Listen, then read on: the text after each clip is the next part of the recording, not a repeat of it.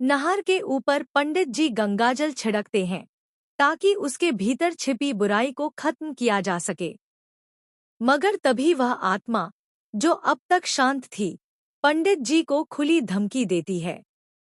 उधर जब सुकून को एहसास होता है कि घर में पूजा चल रही है, उसका शरीर जलने लगता है।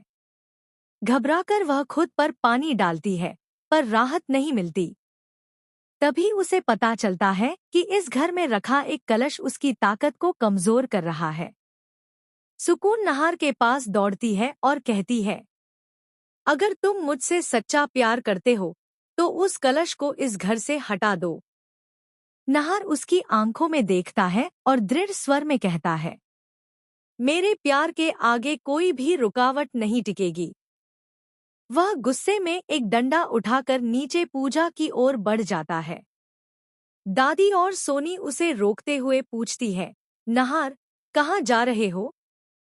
नहार आंखों में आग लेकर कहता है, यह कलश अब इस घर में नहीं रहेगा।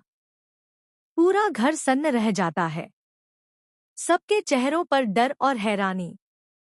तभी रूही सामने आकर नहार का रास्ता रोकती है। वह कहती है, मैं तुम्हें आगे नहीं जाने दूंगी। नहार का गुस्सा भड़क उठता है। वह रूही से कहता है, हटो मेरे रास्ते से। पर रूही अडिग रहती है। और तभी नहार उसे धक्का दे देता है। रूही जमीन पर गिर जाती है, उसके हाथ से खून निकल आता है। सन्नाटा छा जाता है। घर वालों के पैरों तले जमीन खिसक जाती है। पंडित जी सब समझ जाते हैं, नहार अपने वश में नहीं है। वे गंगाजल का छींटा देते हैं।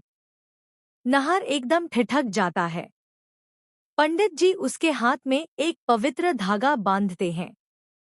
धीरे धीरे नहार की आंखों से जादू उतरने लगता है। वह होश में आते ही पूछता है, मैं यहाँ कैसे आया? रतन गुस्से में कहता है, इतना बड़ा अनर्थ करने के बाद अब पूछ रहा है कि तू यहाँ कैसे आया? पंडित जी शांत स्वर में कहते हैं, नहार का कोई दोष नहीं है। यह सब उससे करवाया गया है। घर वाले चौंक जाते हैं। पंडित जी ध्यान लगाते हैं, आंखें बंद करते हैं और फिर कहते हैं, इस घर में एक आत्मा का वास है। इसी कारण नहार का व्यवहार बदल गया था। अब वह